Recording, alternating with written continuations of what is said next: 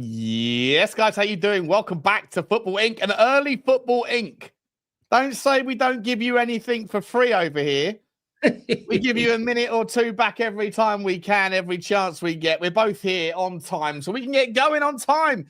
Guys, I hope you are all happy and healthy, doing the things you love, with those you love to do them with. So does Johnny. Before we get into today's transfer news, views, and clues update, of which there are many, it is absolute chaos. There's chaos around the Premier League. Alex Isak has come out with his statement.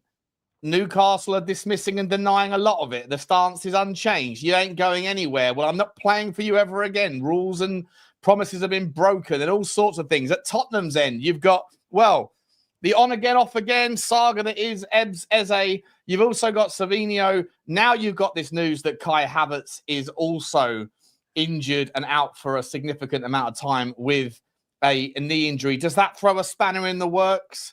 Possibly. And Vissa removing everything, refusing to play for them again. Hojlund deciding that he's not going. I don't want to go. I don't want to go. I'm not leaving. I'm not leaving. Yeah, there's a lot. And Jadon Sancho doing the same thing. We've got so much to talk about, guys. Before we get into it, strap yourselves in, make yourself a cup of tea, but do a couple of things for us. Smash the like button for us if you don't mind. Hit the subscribe if you haven't already.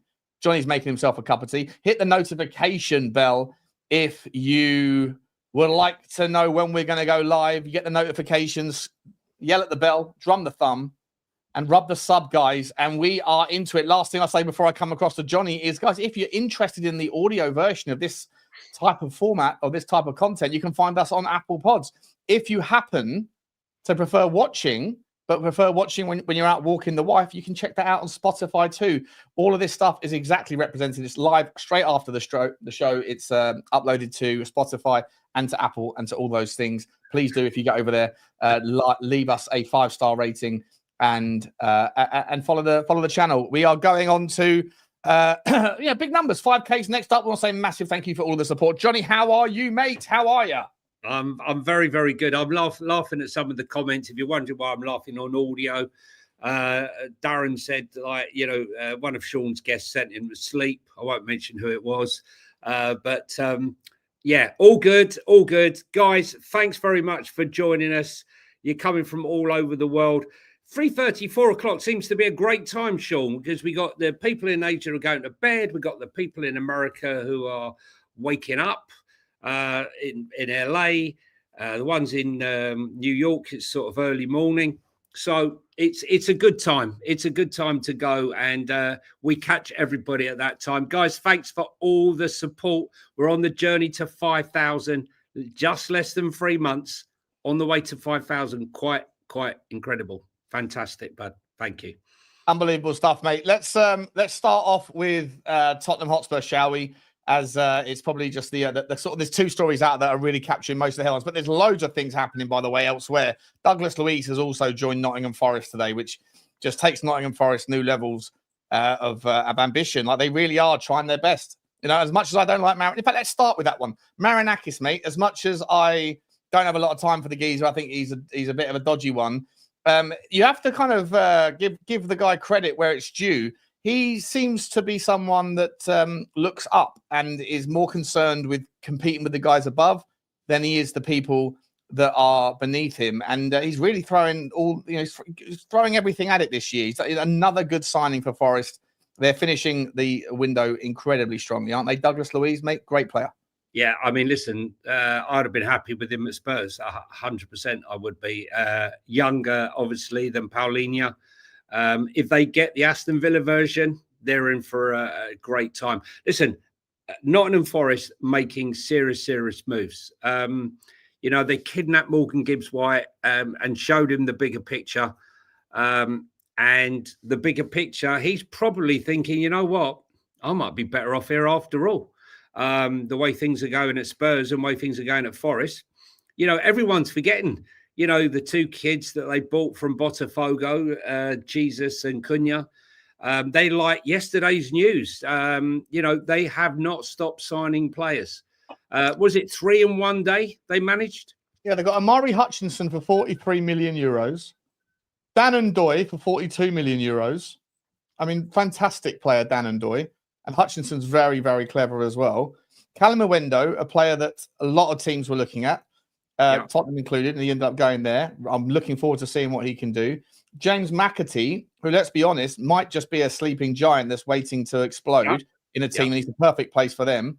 They got some real options there. And then on top of that, like you say, Jesus and Cunha, that in terms of like rebuilding their forward line, sensational stuff. And now to plug Douglas Luiz into the 6/8 role, alongside what they've already got, Johnny. Like, wow. It's really, I mean, the only people that they've sold this summer, obviously Anthony Elanga, Danilo. So I guess Douglas Luiz is the replacement for Danilo, and Ramon Sosa, the left winger. I'm not sure too much about Omer Bamidele. I don't know too much about him, but he's gone to Strasbourg. Obviously, Matt Turner's left the club as well. But so they've sold 125 million euros worth of players.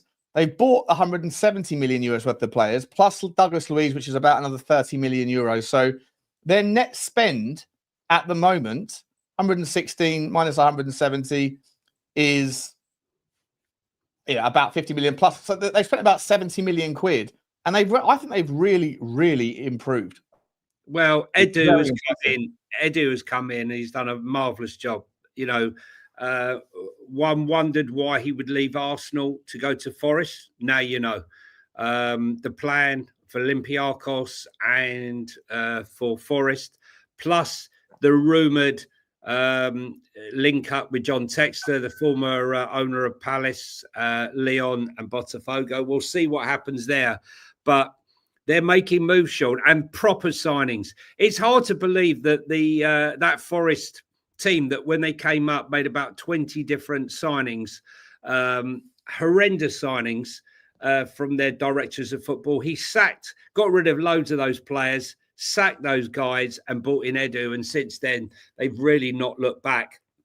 They had the good team last season. They've definitely improved considerably. And Chris Wood is still banging them goals in. Still banging them in. So mate, he's timeless, that guy, isn't he? Timeless. He's not gonna get worse with age. He's like a Jamie Vardy, different sort of player. He's never relied on his pace, therefore it's not going to be a big problem on the way down, you know? I think the thing is, you know, are they still near the FFP and PSR boundary? Because let's be honest, they're not. Europa League's not going to give them much money, is it? Let's be serious. It's not Champions League money or anywhere near it. So depends on what you do, though. You know, Nottingham Forest might do a bit in that competition. Yeah, you never know. You never know. They could go on to win it with that squad. I'd say right now, quarterfinals is expected. Semi-finals will be a good campaign. I would think so. More than that is victorious, you know. I would think so, and you know, they've got strength in depth now, which is you know, something that you need now if you're going to be in Europe. We saw with Newcastle what happened with them when they went back into the Champions League. They had a big drop off in the Premier League. So yeah, I think they can afford to rotate and still field a very strong Premier League team. So it's sorry. Yeah, it's all right. Yeah. So where should we go first? Where do you want to go? I think Gaurav is a Palace fan, I believe, mate. He is. He's thinking that Eze staying for sure. Here we go, Bomber. Here we go, Bomber. Here we go. He stays. I don't think you get here we go. He stays. I think you get here we go. He leaves, but I'm not sure you get here we go. He stays. But I'm not sure. I hope you're wrong if you are in fact a Palace fan, Gaurav. But appreciate you. Let us know, guys. If you're new around these here parts, please do let us know where you're from and who you support.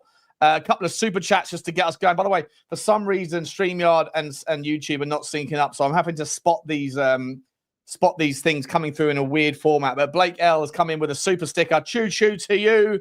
Choo choo to you.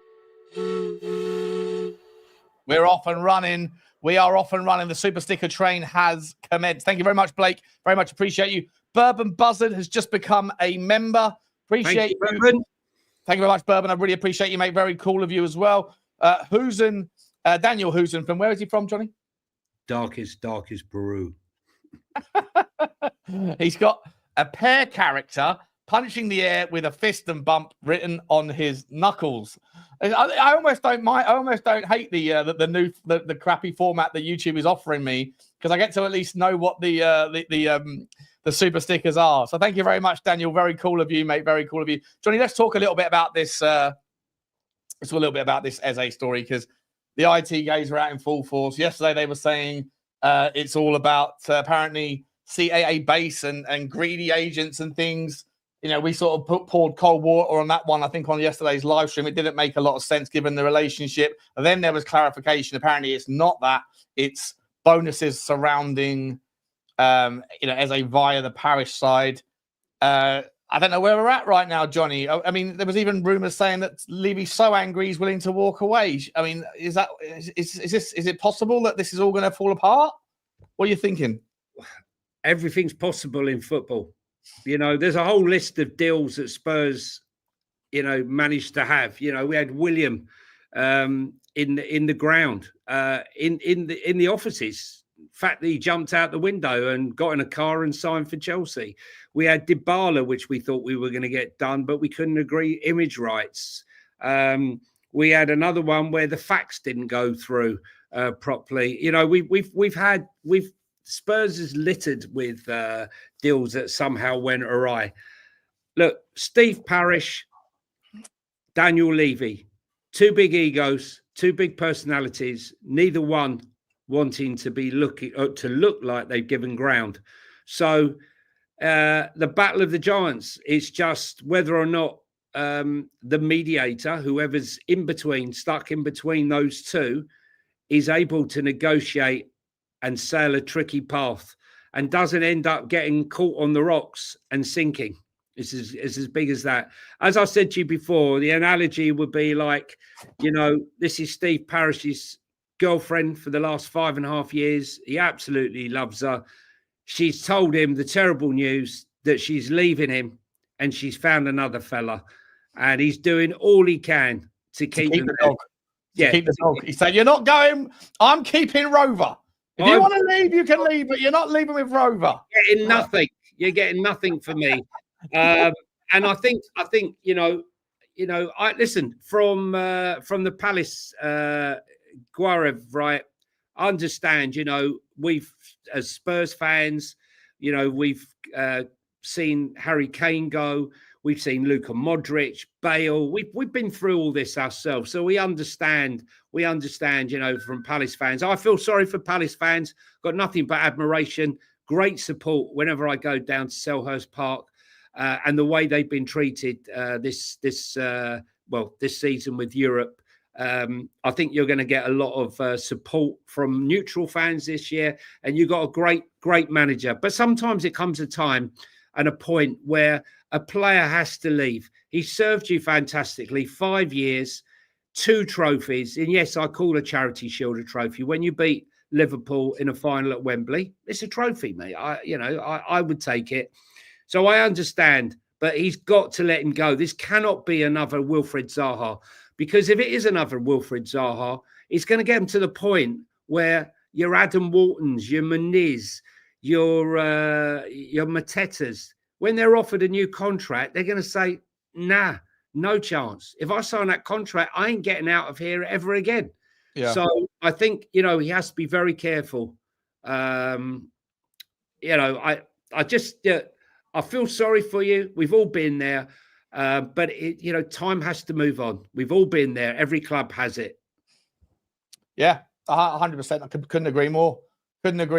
Look, it's we shall see, though. We shall see. Apparently, Johnny, the last part of the story is that Oliver Glasner's come out and said today, you were all surprised when Guéhi and Eze played on the weekend, and you will all be surprised again, no doubt, when they play tomorrow night.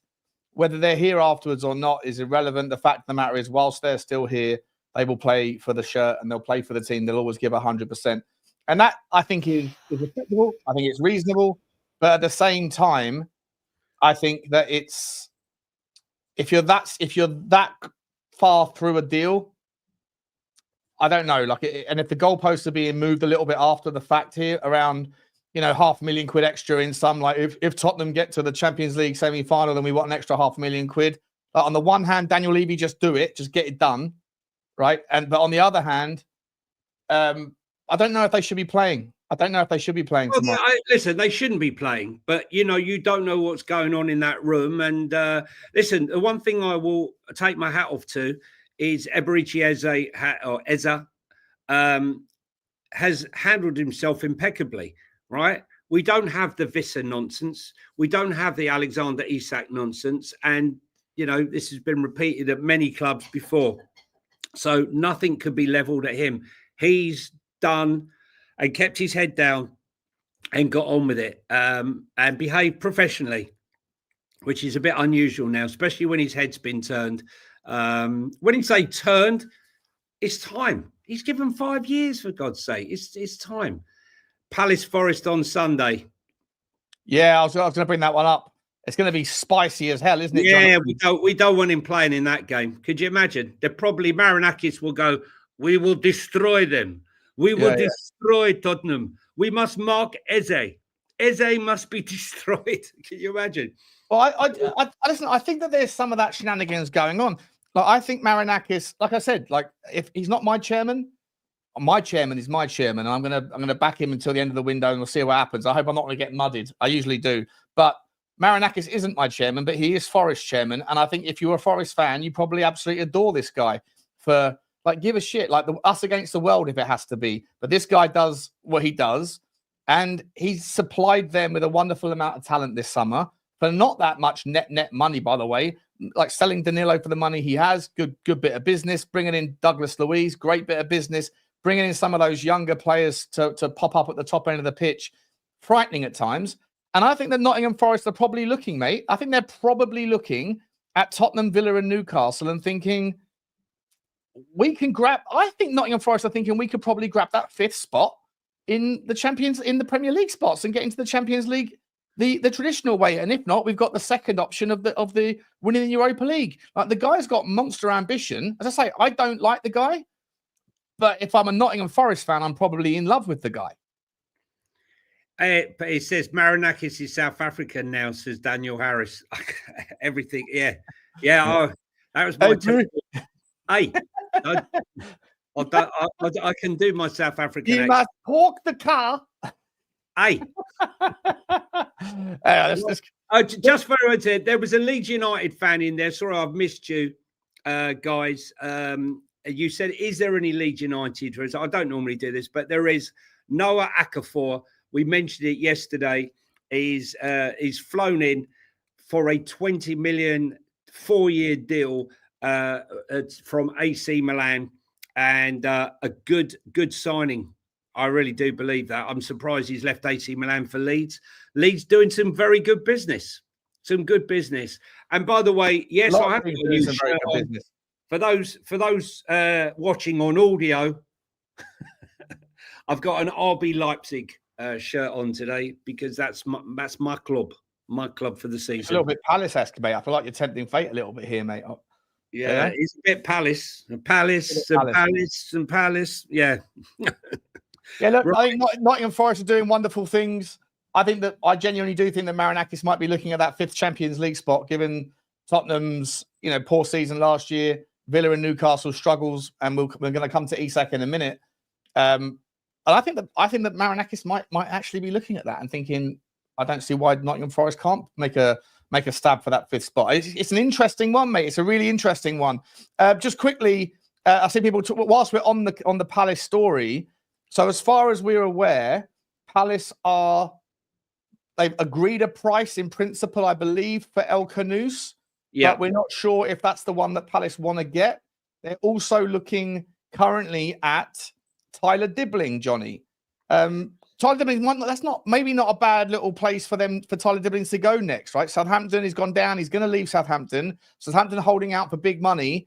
The price range keeps dropping. It was 100 million in January. Then it dropped down to 75, then 50, then 40. Then it's gone back up again. Is Palace not a bad place for him to go and sort of test himself? I think, it's a step up on Southampton, but, he's still young enough to go to Palace. But he needs to understand if he signs for Palace and he signs for Parish, he might not get out until he's 28. So he has to bear that in mind. There was rumours that one player they were trying to get back was Conor Gallagher. We all know what a successful time he had there on loan, where he was fantastic. He played much further forward, very much probably in the position that Eze's been occupying now. He played, obviously, when he came back to Chelsea and became captain. He played in a much deeper line role for Pochettino and Maresca. So I think maybe I think the price will be too much though for him to get him back out of Atletico Madrid. There was also the boy from Club Bruges. They were never going to let him go, Sean, after Al-Nashri left. But he's a very, very good player. He's a good player. But listen, I'm not 100% convinced by Bilal Al-Kanoush. He flatters to deceive. As you said when we spoke yesterday and earlier, he's good for the highlight reel.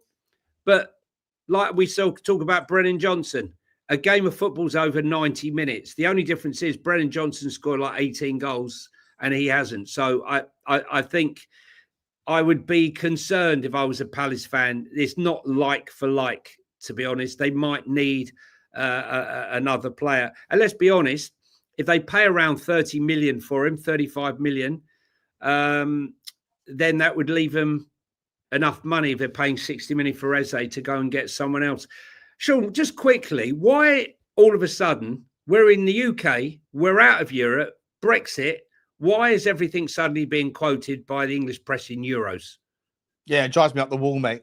Drives me up the wall. If we were buying from Italy, fair enough, right? But England to England, Scotland to England, it's being quoted in euros. Stop. Yeah, I asked ChatGPT, I asked Grok that a couple of weeks ago because it was starting to annoy me. And the answer that was given was that it's generally the, I don't know how long ago this has been the case for, but it's now generally most deals are transacted in euros.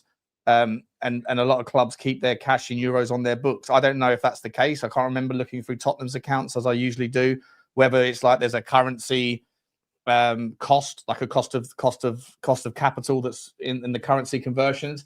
I'm sure maybe a good sponsor of a football shirt might be like Revolut or one of these like TransferWise or whatever, where you get spot rates on your holiday currencies because all transfers now are done in euros. But that apparently, according to Grok, it's now like it's the currency that all transfers in Europe are conducted in. But I can't imagine that's generally the case if you're doing Premier League to Premier League. But yeah, it annoys me, Johnny. 100% annoys me.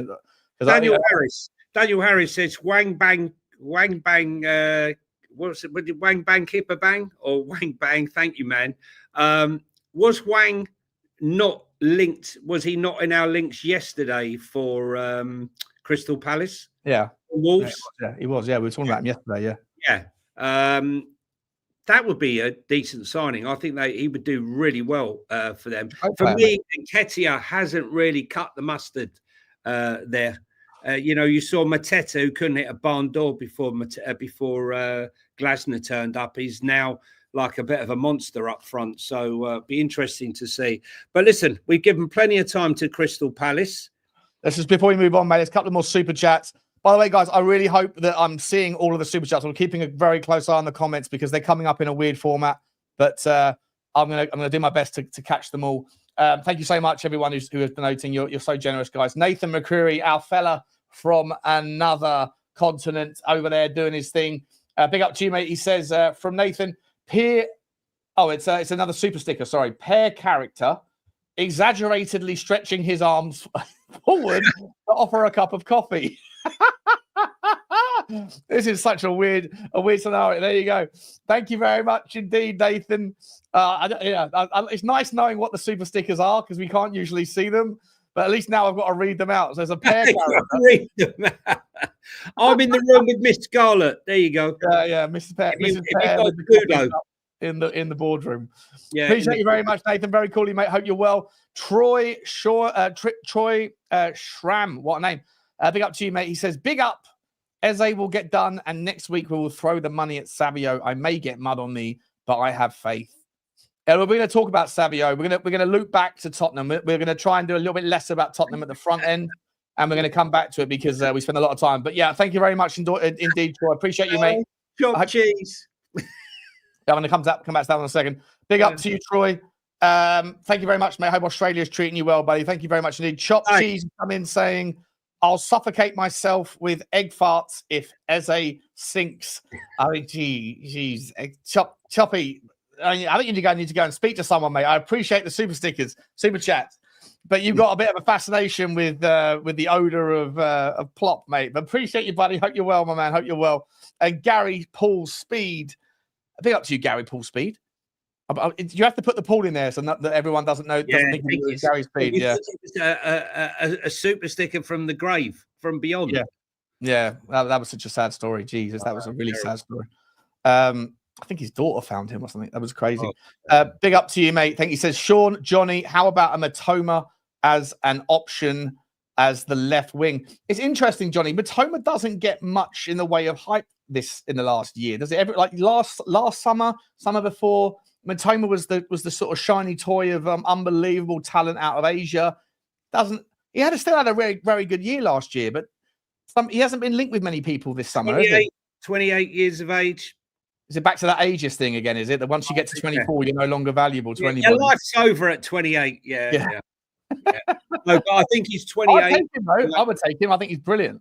No, I mean, look, when you're looking, in the real world, investing 50 million pounds for a 28-year-old, you're never going to see a return on your money. Okay, it's what will they offer the team, and will that generate shirt sales and an elevation for the team to generate more money in your table position, being in Europe and so on and so forth. Which is why now it's all about youngsters, and 27 to 30-year-olds are a hard sale at the moment. So we shall see. Just quickly for those of you that are listening. We're just about to bring up, because our man James from Spurs Related, who apparently now is an ITK as well. On that basis, we got to do a little jingle. Yeah, come on, yeah. Sources, everyone has a source. They're never right, but we'll share them, of course. I know a guy who knows all the discourse. Content's got a content, and trust me, bro, is my source. Trust me, bro. James, big up to you, James. He says Mitoma is apparently on Spurs' list. I'm hearing if Savinho goes wrong. We shall see, Jimbo, mate. Good to see you, buddy. I hope you're all well. I do love it, mate. I love it. I love a little ITK. Love a little ITK. Johnny, where are we going next, my man? Should we talk a little bit about... We're not going to Himothy Central. That's where we're not going. He was mudded, wasn't he? Oh, I mudded him good and proper. Right. Where do you want to go? Where should we go? Well, listen, Bayern Munich the Newcastle of Germany.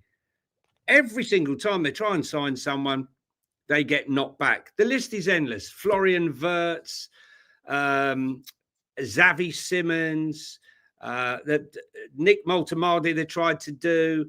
And now the latest, Alexander Garnacho has turned down a very good offer from Bayern Munich in the last 48 hours or so. He remains totally focused on Chelsea. They have made 3 bids to Stuttgart's Nick Moltemardi, and they've been rejected every time. Are they going to be left with Christopher Nkunku, I wonder? They're only prepared to offer a loan. And now the news that they are resigned to the fact that they believe that this will be Harry Kane's last season at Munich, Germany. Yeah, because he's coming back to Tottenham. Well, the news is that Newcastle have been making waves, like trying to see for Harry Kane to see if never going to happen, mate. He would be interested. No, I'm just saying. Have you seen the latest bomber though? And James, big up James. He's just making me aware of it here. I just brought it up. Harry Kane ain't going to Newcastle if they can't even get Johan Visser. David Ornstein 9 minutes ago. Brentford turned down latest offer from Newcastle United for Visser. Bid worth 35 and 5. rejected. And Brentford sources insist the target 60 price million. for the 28-year-old has been the target price on the 28-year-old never given to anyone. The DR Congo International determined to secure NUFC switch. What does that mean? The target price has been never given, so they shouldn't be. He shouldn't be aware of what the price is. Look, Dave, it's been rumoured that the price they want is 60 million euros. Okay, they said they're not paying it. They offered 30 million euros. So what they offered, 35 million plus 5. They know that Newcastle are in the mud. That puts Isak in the mud. That means Liverpool are short of the player that they want. It's the merry-go-round. Which domino? It's a Mexican standoff, Sean. Who's going to blink first?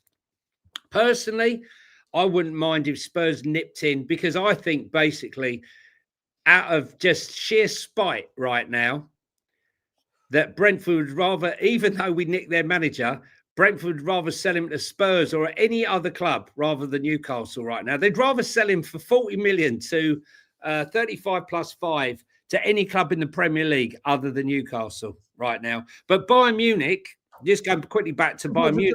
Sorry, super quick. Are you saying that Newcastle are we inferring here that Newcastle have tapped up Vista and that's what Brentford are saying? Similar to what the Morgan Gibbs White thing with Tottenham? Yeah, 100%. 100%. And like his behaviour is equally as bad as Isak in the sense that, you know, he's removed every single reference to Brentford from his Instagram and social media. Wow. He's turned his face to black. I mean, not turned his face to black. I mean, he's icon. He's turned his icon. He's icon black so that there's no image of his face. There, I mean, it's not the way to behave. He said he's not training with them. He says he's not training with them. God, I need a drink. I wasn't feeling good before I came on. He said he's not training with them. Of our Football Inc, guys. We'll be back with a new channel starting tomorrow morning. Oh, dear.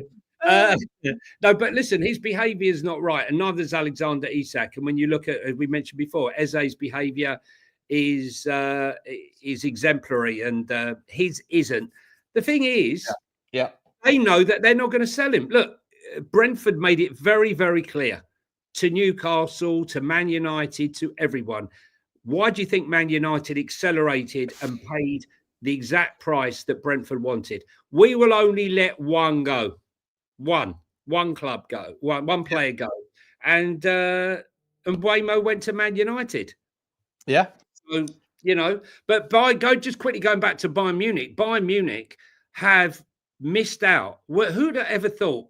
Historically, if you speaking to this German guy, and he said that Vissa, it's extraordinary that they didn't get Vissa, because Bayern Munich nearly always get a player in Germany that they want. 9 times out of 10, if they twerk for him, they will get him. And they missed him, and they missed others and others and others and others. And I don't think they really believed they would do that. I mean, I don't think they're bothered about losing Tell, but they sold Sane, and Musiala, of course, got that terrible injury, and they're short. They're really short. And the Bundesliga kicks off this week against Marklub. And I think they desperately need players. But why are suddenly they getting rejected by so many players? Garnacho, Xavi Simons, Vissa, Voltamalde. I mean, there's a whole host of players, top players that you... Are they getting rejected by the players, or are they getting rejected by the clubs? Maybe it's a bit of both. I haven't seen any noise around any particular target saying, I don't want to go to Bayern Munich. All I've seen a lot of is Bayern Munich have had bids rejected. And most of the time it's from German clubs. Well, Vissa, I mean, for sure. They had the dad there. They brought the dad up. They were wooing the dad. The dad, you know, said, look, you've got to come here to Germany and see the project, see the plan. He went there, wasn't impressed, and then when signed, you know, for Liverpool, I think they were very confident they were going to get him. That was a smack in the chop. So, yeah. And Xavi Simons is a player that they really are interested in. And he said, no, I want to go to Chelsea. And the same with Garnacho. He's made it very clear, despite a very good offer, he's not interested. He only wants to play for Chelsea. And do I think he's been tapped up by Chelsea? 100%. And it will be Enzo will be the one who's been tapping him up, because he's been talking about it apparently since January, February of this year. Garnacho to go there. So yeah, of course tapping goes up on. It's just this whole Marinakis thing is just crap. The tapping up, it goes on every single day. A bit like Ange Postecoglou, where there's a mole in the camp, and when I find the mole, I'm going to out him. There's a mole in every camp. There's a mole in every camp. There's a tap up at every club. It goes on. It's part and parcel in the history. All that Bayern Munich have signed this year is Jonathan Tah for 2 million from Leverkusen, and Tom Bischoff, the kid from Hoffenheim, Good player.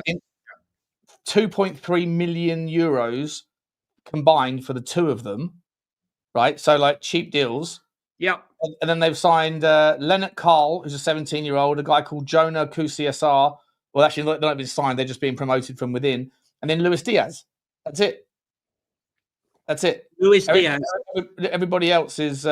Luis Diaz is the star signing without any doubt. But, they would be looking around Europe right now, looking at the money that's being spent by all the big clubs and feeling like, well, hang on.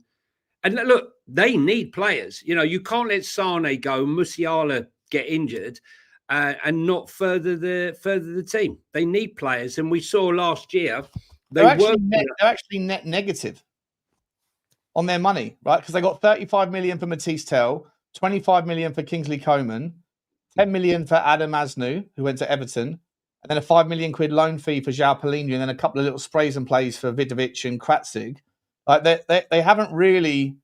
They've sold 80 million euros worth, and they've only paid 72 million euros worth. So they're actually net 8 million euros in profit. So I can't imagine, given just how big a club they are. I know they had the 50 plus 1% rule and stuff, Johnny, but I can't imagine that they're like financially strapped. So it's just I think in the end they'll get Voltemade right. I mean, I'm surprised no Premier League clubs come in for him. If you watched him for the under-21 championships for Germany, he's a real monster.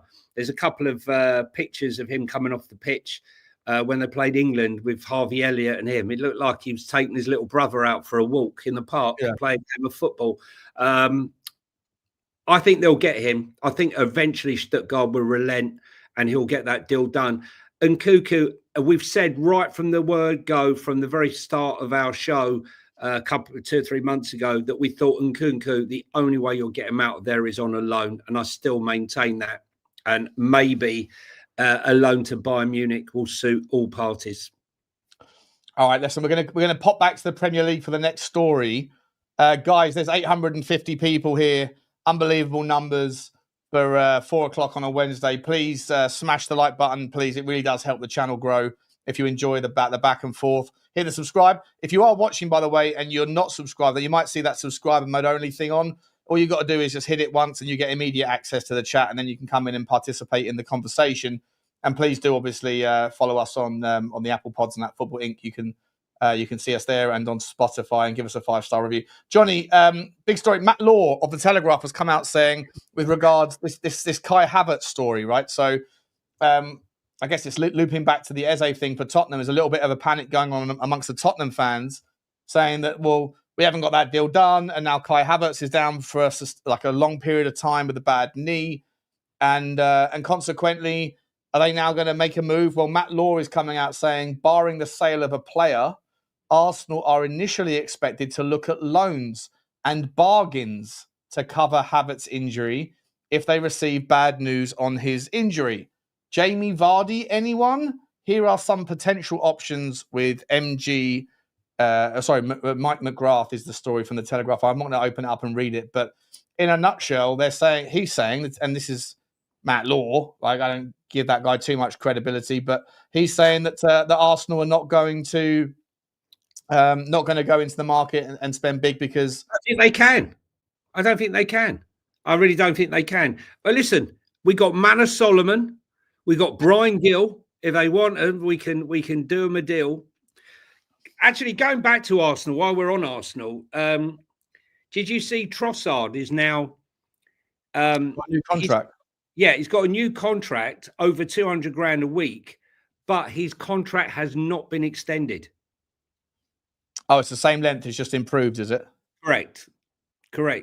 Because people said he signed a new contract, so people always, automatically think new contract, contract extension. But no, it was the same term length, but a better wage for him. They probably looked around and realised it was cheaper to keep him. And let's be honest, he scored plenty of goals for them. Great player. Yeah, and like Brentford were definitely, looking to sign him. So, So on that basis, then, right? If they've signed him up and keeping him, does the Kai Havertz injury now essentially rule out any move for Martinelli? Because Martinelli would still be of interest to quite a few teams if there was willingness to do the deal. But I don't know, Kai Havertz getting that injury late on, it's probably thrown a fly into the ointment there, Johnny, over at Arsenal and their plans, right? I don't know whether they now go bigger on like a Rodrigo, or do they try to hijack the Eze deal? Do they go after a Dani Olmo? Do they try and do something of like that sort of magnitude, or do they just go, all right, let's button down the hatches here and then maybe find a loan deal if there's one towards the end of the window? I'm not sure, but I think that Arsenal need to, it's a big blow for them if he's out for anything more than a few weeks. Yeah, well, interesting you say that, because hot on the heels of that, Rodrigo goes to Arsenal could still be one to watch, as the Gunners' interest in the Brazilian winger, despite reports, has not gone away, according to Charlie Watts, not the drummer from the Rolling Stones, the guy from Caught Offside. Ademola Lookman to Arsenal does not look particularly likely at the moment, despite speculation, and a move to Inter Milan has obviously fallen through. That's according to Alfredo Padula for Italian football. One signing that looks like it's going to go ahead is a player I quite like, actually. I liked him in the last World Cup. I think it was the European Championships, or was it World Cup? No, World Cup. Jakub Kiwior. Porto remain keen on a potential transfer for Jakub Kiwior. Arsenal previously turned down a bid in July. He remains high on Porto's list for a new centre-back target, but Arsenal value Kiwior as an important player, so the deal is not going to be as simple as Porto think. That's according to Fabrizio Romano. I'd be surprised if they let him go, I'll be honest with you, because when Gabriel got injured, Kiwior came in and I thought he did very, very well. I actually really like him, to be honest with you. I think he's right. It's handy. Yeah, I mean, just in the chat, just while we're on Arsenal, before we move on, Victor Gyokeres, I know he looked like he has, he couldn't pass McDonald's without popping in for a Big Mac or 6. Do we think that he will eventually, in the next few games, actually turn it around and start, scoring goals? Because he looked an absolute lost soul, didn't he, against Man United? It's his first game, Johnny. Even as a first game, Sean, it's the first time in 2 years that a striker has had no shots, no passes, no nothing. 0, 0, 0, 0, 0, 0. I mean, again, I point back to that whole Troy Deeney video, and he says, it was. I thought I've done it in the Championship, 20 goals 3 times, 3 years running. I should be able to get 15 in the Premier League. And within 10 minutes of his debut, he went, "Oh my God, I'll be lucky to get 4 or 5." I'm not saying that Gyokeres and Torreira are in the same ballpark. The guy's got 100 goals in the Portuguese league. It's always been that other side of the debate is always, do they translate? How many players were in the Portuguese league that was smashing goals galore, come to the Premier League and then they struggle? I don't think there's anything wrong with it. I think he'll be absolutely fine, but sometimes it just takes a little bit of time to acclimate. I think people are so impatient that if you don't, because you scored 100 goals in 100 games, give or take or whatever, in Portugal, therefore you better score a hat-trick on your first day, otherwise it's a disappointment. I just think that it's wild overreaction, and this is coming from a Tottenham fan. I think everyone needs to chill out. Arsenal fans who are getting panicky now, they need to relax, because all of that additional pressure just doesn't end well, does it? It doesn't help the player at all. So just relax, let the guy find his feet, the speed of the game in the Premier League, you get half a second less.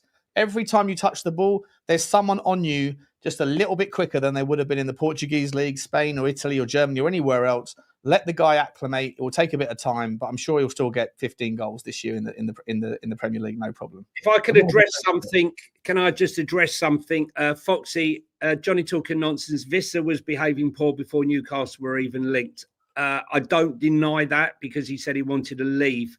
That was after, though. He didn't behave badly until he was told he's not leaving because they let Mbuemo go. Obviously, he was hoping that he would get out the club. Obviously, at the point where Isak said he wanted to leave and various others refused, then he became an issue. But yeah, that wasn't the main reason. But definitely Newcastle have spoken to him long before he started causing the second load of trouble. And as for the fee of 60 million euros quoted, that they said they haven't quoted any fee, it's been reported by at least 2 or 3 journos, by the way, 60 million euros. That's not a figure I made up. I'm just quoting numbers. On this show, we quote because on the thing, we're talking about transfer rumours, okay? So this is just the rumour and this was just the number that I was given, okay? So there's no backtracking, just quoting numbers. Right, where should we go next? Couple more super chats, my man. That's where we're going to go next. Troy is big up. Troy, he says, back to Spurs for a moment. If we get Eze and no more, would you be satisfied?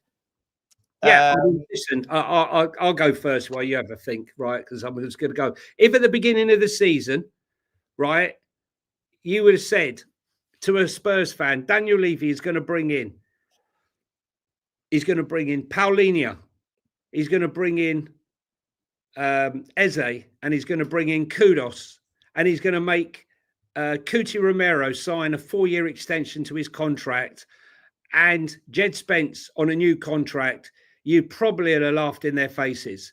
So whilst I feel like we desperately need a left-sided winger on top of it, how can you really look back on anything other than this as a fantastic window, even if we don't sign that winger? And if you do look at that and say, we're a joke, if we don't sign one, then you're never going to be happy. That's all I can say. Thoughts, Sean? Yeah, I'll be satisfied. I'll be satisfied. Satisfaction is obviously a contentment, but for me, I think Tottenham have clearly got enough money. They're throwing their money around. Clearly, there's a lot of money. And look, you know, whilst I'm 100% sat. If we get Eze and we get those two, 100%, I agree with everything you're saying, Johnny. But you know, January market's very difficult.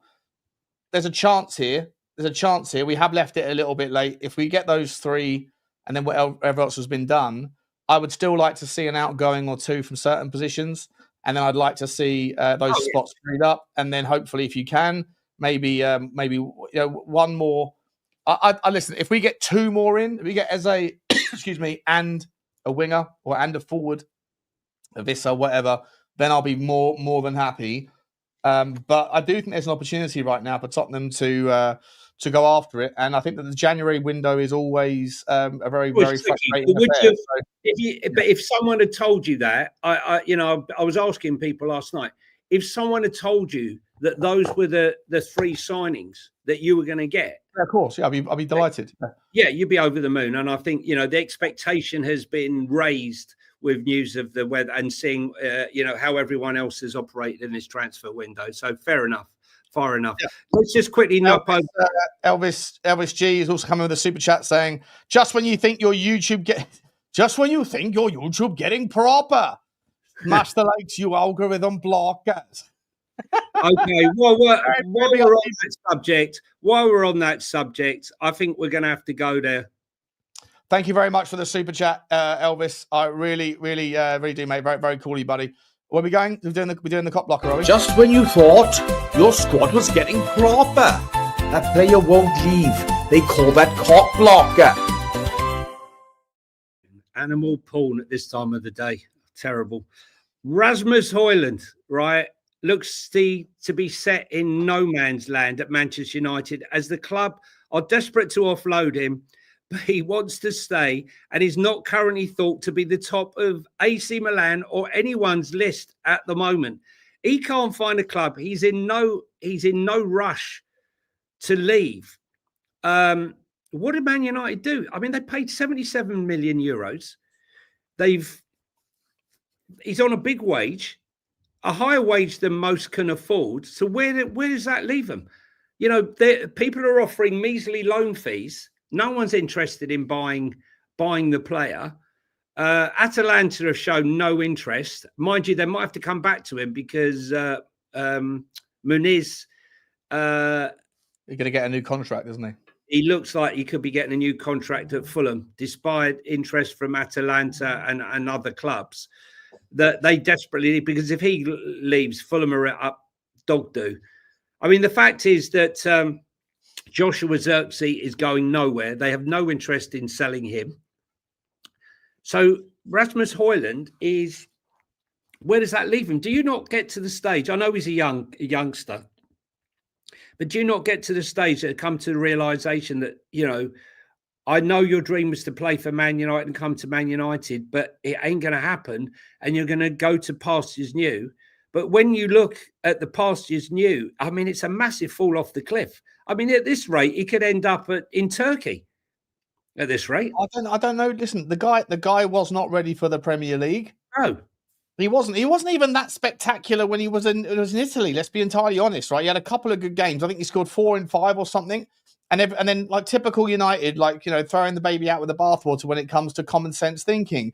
For what it's worth, mate, if I'm an AC Milan fan or an AC Milan aficionado, I am delighted with the news that Rasmus Hojlund is not going there, because what have they gone and got instead, or what are they close to getting instead? Victor Boniface from Leverkusen, another exit from Leverkusen. Leverkusen have been absolutely pillaged. Almost, but not quite. Yeah, almost. No, I just think that if Victor Boniface goes, AC Milan 100%. Like, why would you? Like, and I don't know what Man United do. I don't know what. I mean, they're going to sit there and just have to suffer the consequences of previous misspend once again. Well, and Sancho, this narrative of like, don't just pay the money.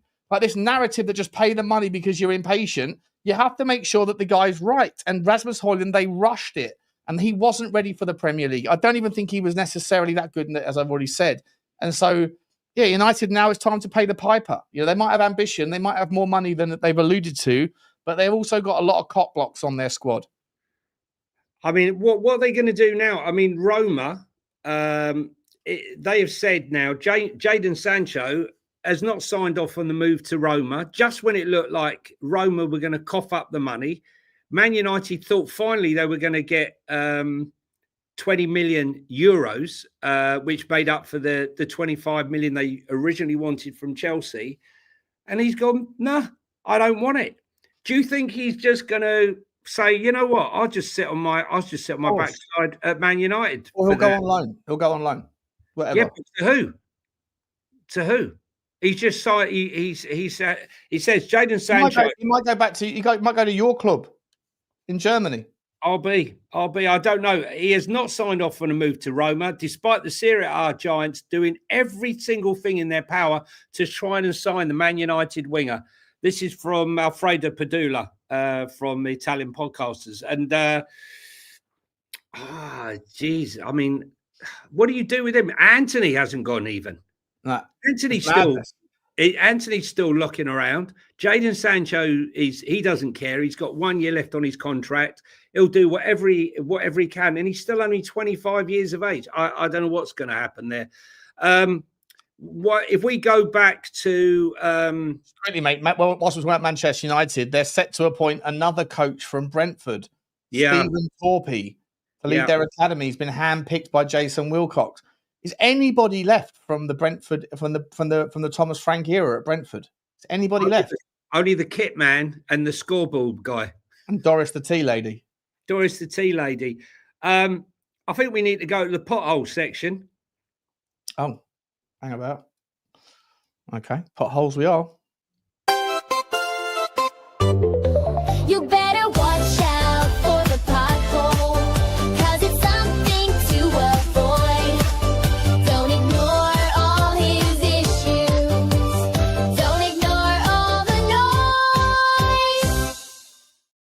So Marseille have decided after the disciplinary issue, punch up and argument that they had, that both Adrian Rabiot and Jonathan Rowe can now leave Marseille and have been placed on the for sale list after the disciplinary issues.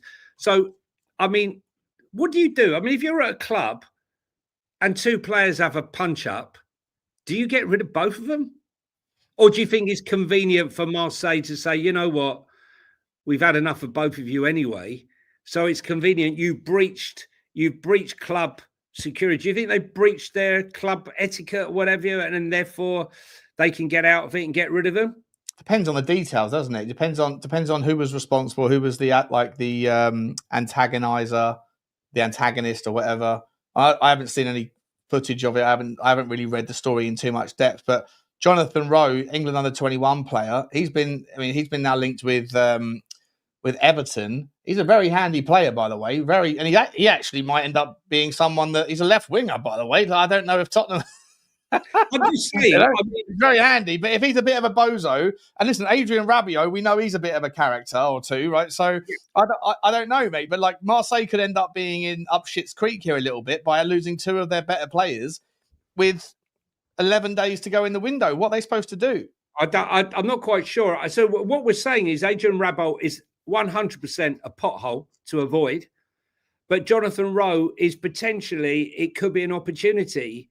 I mean, why is Adrian Rabiot having a to do with a kid? Seriously, I mean, come on, man. I mean, it's like ridiculous. We don't know the details of what happened there. No, Adrian Rabiot's the pothole, and Jonathan Rowe, it could be a blessing for somebody who's looking for a left-sided player, right?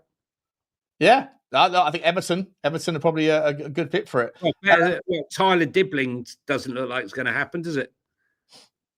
No, it looks like Tyler Dibbling might end up going to Palace. I mean, or maybe Palace. There's going to be so much to talk about in the next 11 days. I love the end of the window. It's fascinating. Nicholas Jackson, mate, is being offered, according to the Mirror, for £60 million now, as Chelsea prepare to carry on spending. The striker wants guarantees of regular football, and he's been offered to Newcastle, Villa, United, and Arsenal. Surely United can't buy anybody until they move on one of their bomb squad things. Arsenal. Really? I mean, are they going to get another Chelsea reject? It would be hilarious if they do.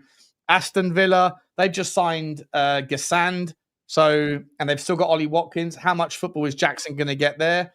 I think he ends up at Newcastle, don't you, Johnny? I would think so, maybe, but not out of choice. There's a chance it's not out of choice. What we do know that Jacob Ramsey being forced out against his will to Newcastle, the Egyptian Villa owner, to his mates in Saudi, that 46 million homegrown talent gives them a lovely, nice big wedge to go and spend without breaking any rules. So I expect them to be doing plenty of business in the next few days. Just super quick. Yeah, we've got another absolute generosity moment from Super Blaine, Super Spurs TV. Mate, I just saw it because it doesn't show up very easily on my current StreamYard, so I'm glad I captured it from someone saying thank you very much. Blaine, you're an absolute legend. If anyone has received one of those 5 memberships, then please say thank you to him. And like I say, guys, we are still looking for anyone that's a member of the show who wants to. You haven't got to necessarily jump on if you want to just play the role that Blaine played last Thursday for the weekend's fixtures. We need to get one of the members' predictions, and you can and also pick a player of the week where you get those points like Blaine selfishly picked. We'd like to do that. We'd like to do that tomorrow, guys. So if you'd like to come on, please either message Sean or myself. But you've got to be a member. Any of you that are a member, we'll send you the link if you want to come on, and you can come and join us on the chat to do the prediction league. We should. Thank you very much, Blaine. Appreciate you, mate. Very cool of you. Thank you very much, Blaine. And as Sean said, if you are the recipient of those memberships, please give him a thank you. Guys, if you're in here for the first time and you stumbled upon us, lucky you. Hit the subscribe button. Tell us where you're from and what club you support. I think we have to go to that place, but not the expensive place. Okay. This is the turkey segment. Turkey segment of the show. Sean, what do you think's happened here? Manuel Akanji, right? 3 seasons on the trot, 2,000 game minutes, and then all of a sudden he's in the bomb squad, bombed out, and on his way to Galatasaray. Do you think he's had a falling out potentially with Pep? Because it just seems really, really strange that you can play, 6,000 minutes, over 6,000 minutes in 3 seasons, and then suddenly surplus to requirements. We don't know what's gone on there, but it does seem really strange. And the deal to Galatasaray now depends on the player. As a player, do you think to yourself, hang on a minute, I've played 3 seasons on the trot at Manchester City, the best club, one of the best clubs in world football, and now all I'm getting is a deal from Galatasaray in Turkey. Well,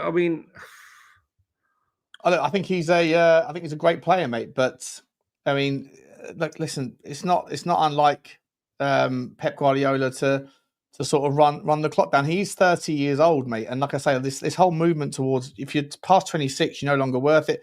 I don't know how much time he's got left on his contract. Let me have a look on his transfer market. His contract expires 2027, so he's got 2 years left.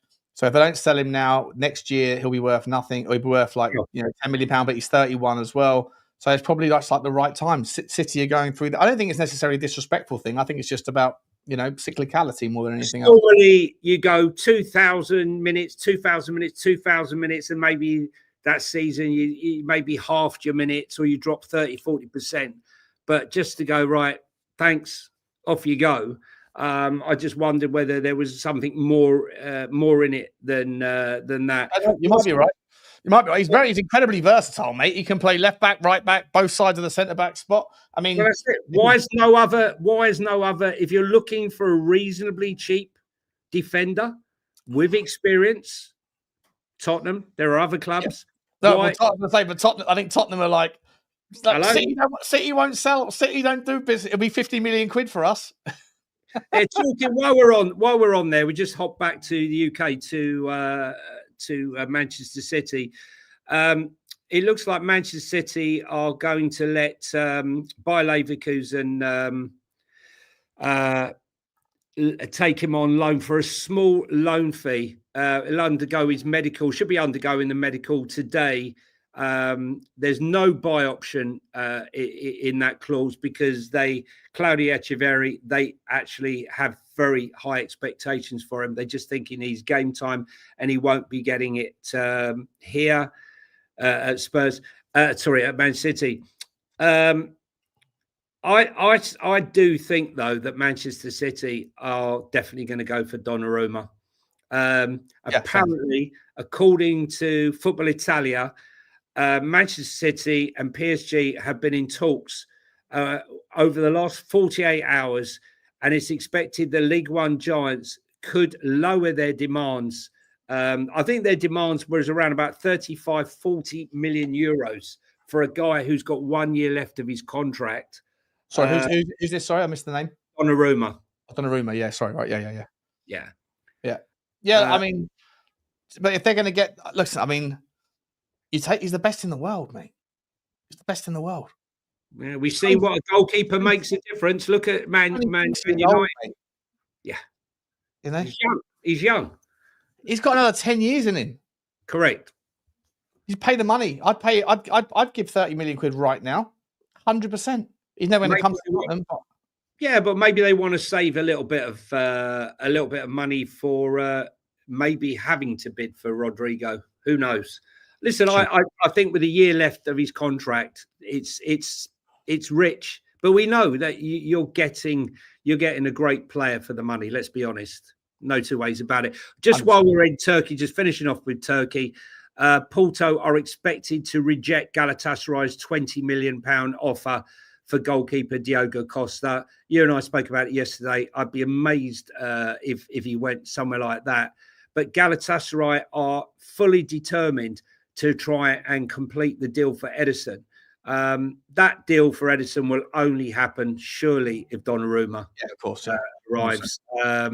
That is their main target, and Florian Pettenberg is pretty strong in that one. Just while you were mentioning Fulham before, do you think there's any substance in the fact that there's rumours that Alexander Mitrovic would go back to the club? Because he's had a few problems, right? Mate, he's a brilliant player.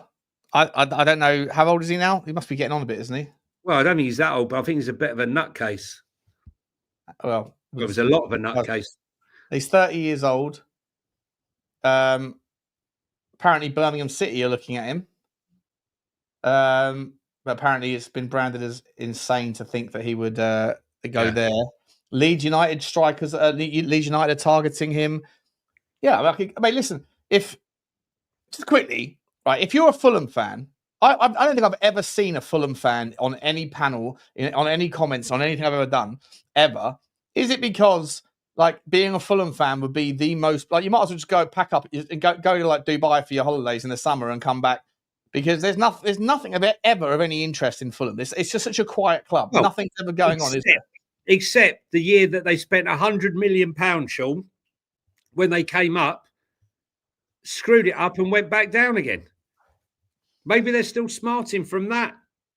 If you're my best friend growing up until the age of about 20, his grandfather was a guy called Jim Gregory, who was the chairman of. I remember Jim Gregory. I can even. Let me tell you, right? If you're a Fulham fan, I doubt there'll be a Fulham fan here, but if you're a Fulham fan, come and give Sean some. Just while we finish off, the last one out of Turkey, Fenerbahce. Fenerbahce now have an agreement with West Ham for the transfer Edson Alvarez, the Mexican midfielder. It would be a loan move now with his wages covered, with a permanent option, but not mandatory. They never wanted the mandatory deal.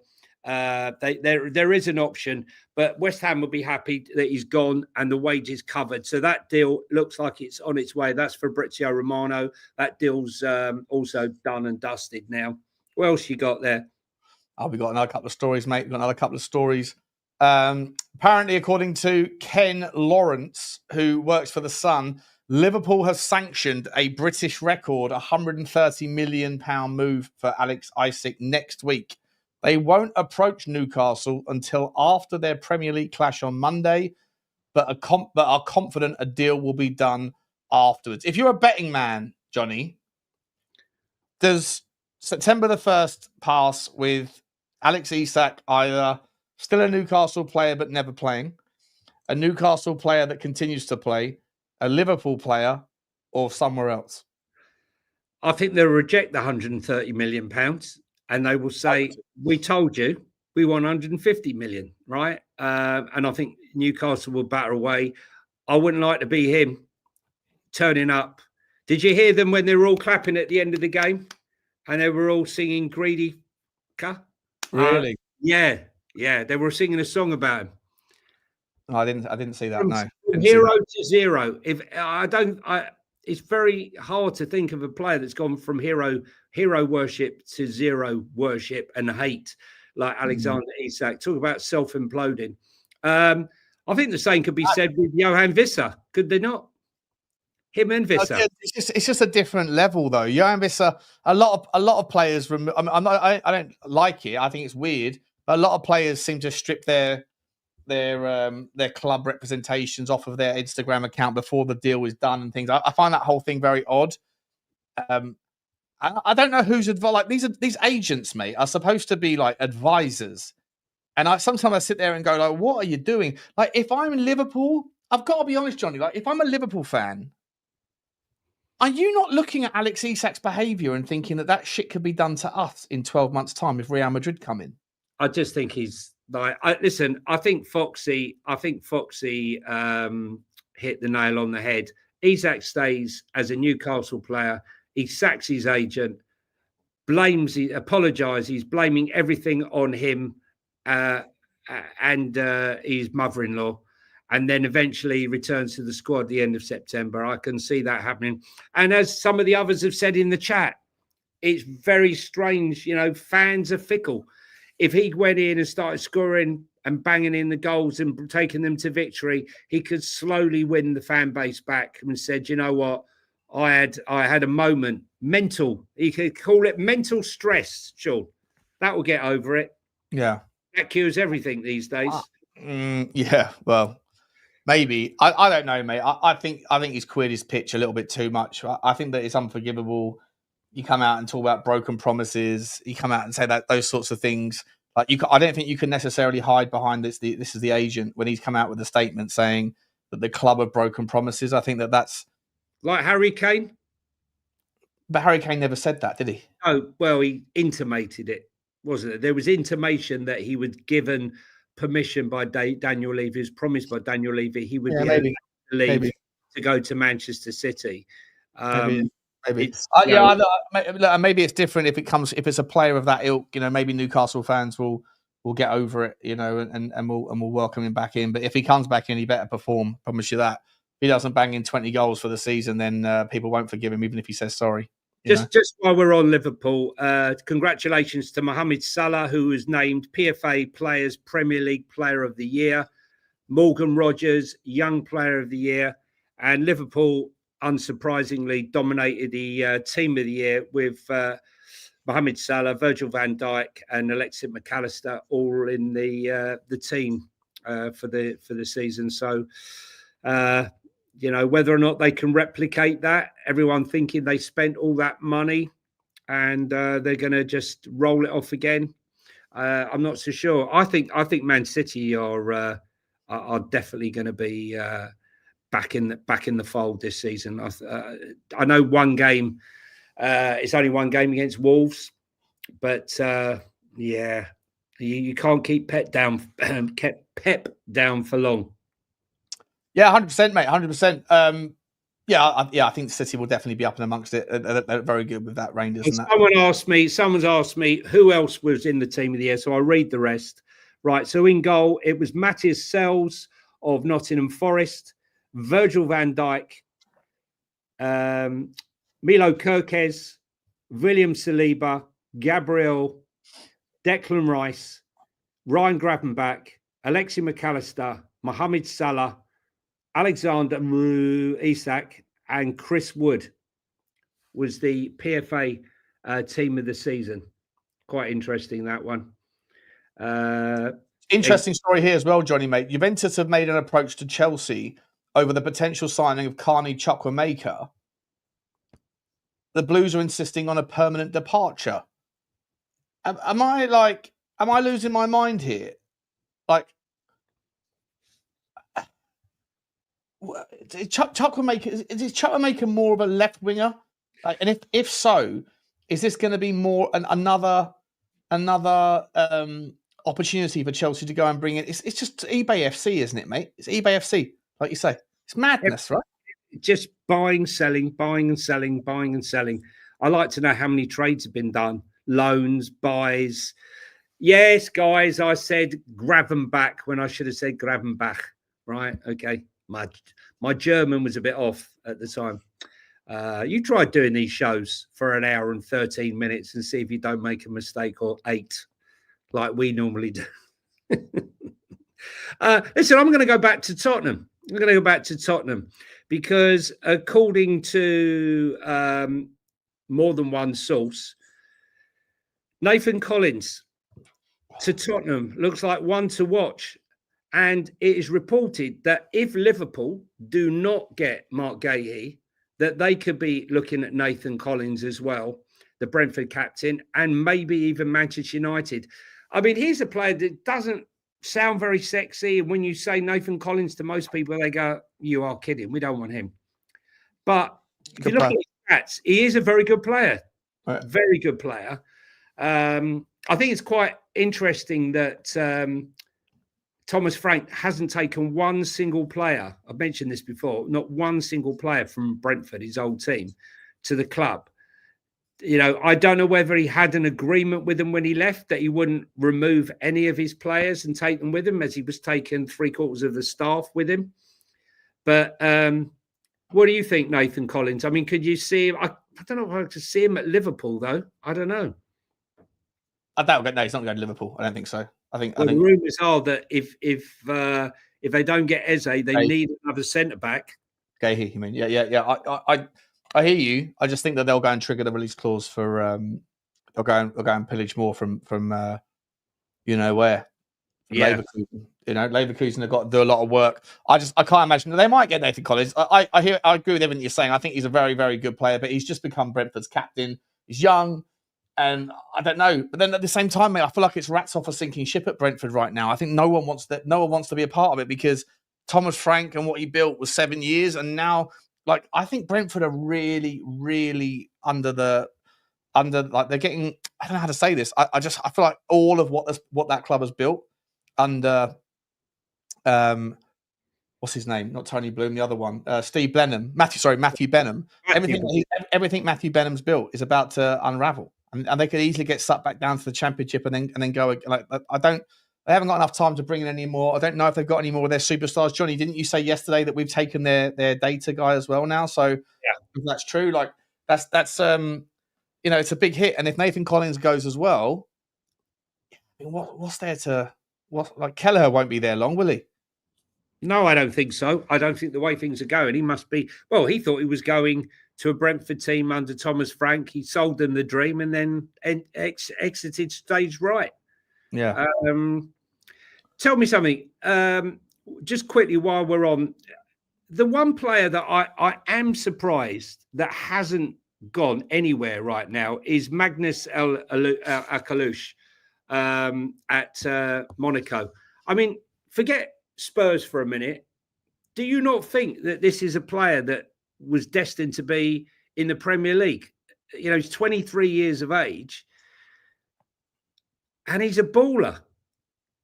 I mean, I'm not sure Spurs will go for him, but I mean, he's a lot cheaper than Savinho or Savio, or whoever you want to. He's not like, I think if he comes to Tottenham, he'd be asked to play off the left. The problem for me is that he plays off the right now most of the time, but he drifts into the centre, right? So I think a lot of people think of him more as a 10. I would say the same thing, right? But the problem is that he's one-footed. He's like entirely left-footed. And so if you're going to ask him to play off the left to be the Savio replacement, you become predictable. If you're one-footed, you're going to be very, very predictable in what you're going to do with the ball. You're going to try and take the guy outside. And then if you're a clever right-back, all you're going to do is stand slightly on... Listen, I understand what you're saying. Offer on the inside...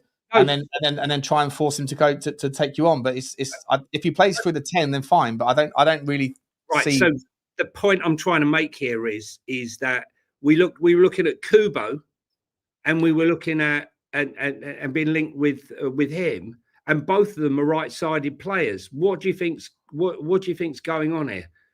Do you think that neither story makes a lot of sense to me? To no, it doesn't. It doesn't. But still saying that, are you not surprised that another team in the Premier League hasn't come in for him? Because I think he's ready now for the Premier League. He maybe need a bit of beefing up, but he's a player that excites. He's a very good player. I think he's a player that's going to be better in the 10. He's very aggressive. But then I think you've kind of got that in Eze. I think I'm not talking about Spurs. Anywhere else? Okay. Well, where else would he go? Is he going to go to? Is he going to go to a top? Manchester United don't need him. Is he going to go to? He could go to an Everton. He could go. There's lots of clubs that he could go to. I think he's too good for those sorts of clubs, personally. No disrespect. Yeah. So why has no one? This is my point. My point here is I'm surprised that no one has come in for him. That is my point. Not so much Spurs, because I don't see where he fits in that scenario. I've got to be brutally honest, but it just seems there's a lot of rumours, aren't there, right now? That I just typed in Acquisition News, and it's all top. Everyone's saying Tottenham. Maybe I don't know, mate. To be honest, I think the guy is. If you're looking for a right winger that can drift into the 10, if that's where you're looking for a hole, or as a 10, yeah, as a 10 for sure. But maybe they want to back up as a 10, Sean, with the fact that There's Well, no it's good return date for Kulu, and we No. know that James Maddison's probably out for a whole year. That maybe they're looking at that, because Kubo doesn't make any sense either. Yeah, I don't think Kubo will do too well in the Premier League. He's a great player, but I'm not going to put him in the same ballpark as like a Brian Hill, but like he's a lightweight guy. So, Kubo. Kubo, yeah. I mean, listen, Foxy said I would have taken Alakush rather than Anthony Elanga. Listen, it'd be interesting to see. Who's to say he won't get snapped up before the end of the season? I just think he's a really good player. And whilst I don't think, he would come to Spurs, I can't see where he fits in where we've got the players at the moment. Unless we're going to get double tens and then, use Deck. Sorry? I said maybe he wants to play with a double 10. Who knows? I like Akliush. I think he's a very, very good player. I'd love to see him, but I just don't think he's the priority unless Eze falls apart. If Eze falls apart, then you go and get him 100%. 100% you go and get him. But we shall see. By the way, guys, we have found a taker for tomorrow's or Friday mornings, depending on what we're doing. The predictions. That's going to be Roy Viking, a Tottenham fan. Funny enough, he's from Norway. We'd love to see you, Roy. Looking forward to getting you on, mate. I'll reach out to you this afternoon with details about that. And we shall, you got to figure out who you're going to be stealing from the pool of players for the rest of the season for everybody else. Johnny, we're going for an hour and 20, mate. Anything? There's not too many other stories you haven't spoken about. No. Guys, if you're here for the first time, guys, hit the subscribe button. So many of you come in here, you like the show, but you don't hit the subscribe button. It doesn't cost any money. It just tells you when we're on, so you can easily find us. So if you haven't hit the subscribe, please hit the subscribe. Tell us where you're from and who you support. And we're loving the fact that, we've people literally from all over the world. So we're loving it. I think that's about it, Sean. We'll do the predictor tomorrow. Don't forget. There has been, Sean, a few people a bit upset that they missed the deadline. And they're asking whether or not we will open it up for 1 week, just for this coming week, as they'll only be 1 week behind. What do you think? Okay. Yeah. Can you open it back up again? Give them 24 hours. You have 24 hours. I will find you. So if you could repost it, and I will, I'll have to go onto the site and reopen it for 24 hours only, guys. There are some guys who just literally missed the deadline, so I will do that for 24 hours only. So if you're Friday and you still have because we're breaking our own protocols here. So our own rules. It's just because I've been asked by quite a few people. So it's going to be open. There's no other chances. Do or die. I'll go and open it up as we speak. Simon, thanks very much, guys. Thanks to everyone in the chat. Thanks to everyone who's listening, walking the wife or walking the dog. Listening to this today or tomorrow morning, or lying in the bath with a gin and tea. We know who you are, who does that. And it's goodbye from me. And you know what, lads and ladies? It's also goodbye from that guy. We'll see you tomorrow. There's the link. Like, subscribe, comment, and get onto the audio stuff as well. 5-star reviews and ratings and follows. Please, guys. See you tomorrow. Bye. Bye.